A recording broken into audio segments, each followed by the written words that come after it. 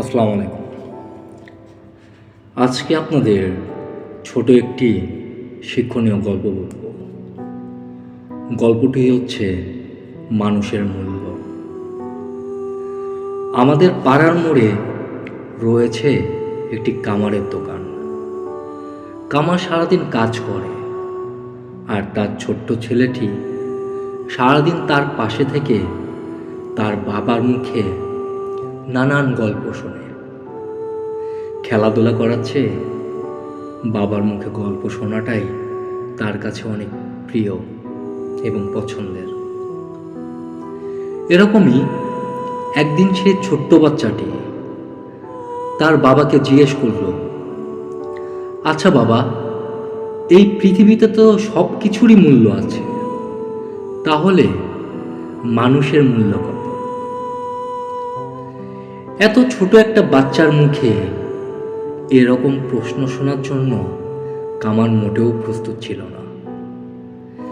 কিছুটা থমকে গিয়ে তিনি উত্তর দিলেন, বাবা, মানুষের মূল্য তো নির্ধারণ করা যায় না।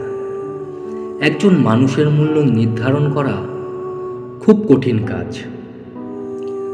বাচ্চা ছেলেটি আবারও জিজ্ঞেস করল, পৃথিবীতে তো অনেক রকম মানুষ আছে, তাহলে কারো মূল্যই কি নির্ধারণ করা যায় না?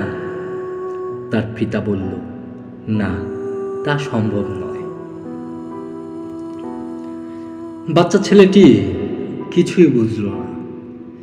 সে আবার তার বাবাকে জিজ্ঞেস করল, মানুষের যদি মূল্যই না থাকে, তাহলে এই পৃথিবীতে কেন কেউ ধনী, কেউ গরিব, কেউ কেউ বেশি সম্মান পায়, আর কেউ কেউ কেন কম সম্মান পায়? বাবা ভাবলেন, ছেলেকে বলে বোঝানো যাবে না, তাই তাকে উদাহরণ দিয়ে বোঝাতে হবে। বাবা বললেন, ওই যে হাপড়ের ওখানে যে রডটা পড়ে আছে, সেটা নিয়ে এসো।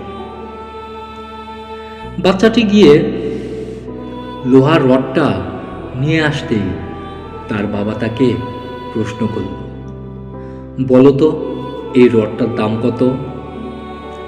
ছেলে বলল কি, আজ সকালে তো তুমি এটাকে 100 টাকা দিয়ে বিক্রি করেছো, সুতরাং এটার মূল্য 100 টাকা।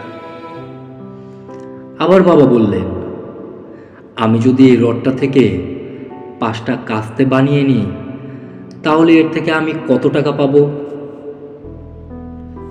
ছেলে তখন বলল, একটা কাস্তের দাম 50 টাকা, তাহলে 5টা কাস্তের দাম 250 টাকা। বাবা বললেন, এবার যদি রডটা থেকে আমি নানান মেশিনারি, ক্ষুদ্র ক্ষুদ্র জিনিস বানিয়ে বিক্রি করি, তাহলে? ছেলে বললেন, তাহলে তো এটা থেকে আরো অনেক টাকা পাওয়া যাবে, কারণ মেশিনারি জিনিসের দাম অনেক বেশি। এরপর বাবা তার ছেলেকে বোঝালেন, যেভাবে লোহার রডটির পরিবর্তনের সাথে সাথে তার মূল্যেরও পরিবর্তন হচ্ছে, ঠিক সেভাবেই মানুষের মূল্যটাও নির্ধারণ হয়। একজন মানুষ বর্তমানে কি অবস্থানে আছেন এবং ভবিষ্যতে তিনি নিজেকে কোন জায়গায় তুলবেন, তার উপরে সেই মানুষটির মূল্য নির্ধারিত হয়। ছেলে তখন বলল, তার মানে কোনো মানুষের মূল্য কেমন হবে তা নির্ধারণ করবে সে নিজেই। তাই মানুষ ভেদে গরিব ধনী দেখা যায়। বাবা বললেন, বাহ, এই তো বেশ ভালো বুঝেছ।